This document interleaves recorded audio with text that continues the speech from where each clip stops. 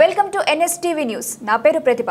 బులెటిన్లో ముందుగా హెడ్లైన్స్ చూద్దాం. జగిత్యాల జిల్లా ఇబ్రహీంపట్నం మండలం మేడిపల్లి ఎస్ఐ ఏ అనిల్ తన సిబ్బందితో మేడిపల్లి శివారులో వాహన తనిఖీలు నిర్వహిస్తుండగా ఓ యువకుడు పోలీసులను చూసి పారిపోయే ప్రయత్నం చేశాడు.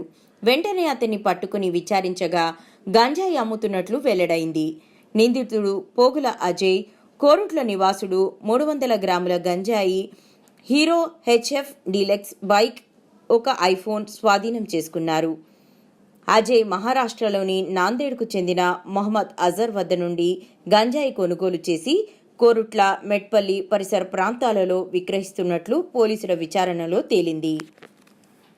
మాకు వచ్చిన సమాచారం మేరకు ఇబ్రహీంపట్నం ఎస్ఐ అనిల్ తన సిబ్బందితో యుక్తంగా మేడిపల్లి శివారులో వాహనాలు తనిఖీ చేస్తుండగా ఒక వ్యక్తి మోటార్ సైకిల్పై రాగా అతడు అనుమానాస్పదంగా ఉండగా ఎస్ఐ అనిల్ తన సిబ్బందితో అతన్ని తనిఖీ చేయగా అతని బండిలో సుమారు 300 గ్రాముల గంజాయి మరియు తన వద్ద ఒక సెల్ ఫోన్ ఉండగా వెంటనే అతనిని అదుపులోనికి తీసుకొని గంజాయిని, సెల్ ఫోన్ను, బండిని 2 ప్రభుత్వ పంచులచే పంచనామా వ్రాసి స్వాధీనపరుచుకొని అతని యొక్క వివరములు పోగుల అజయ్ 23 సంవత్సరాలు, కోరుట్ల పట్టణం, తాను నిజామాబాద్ నుంచి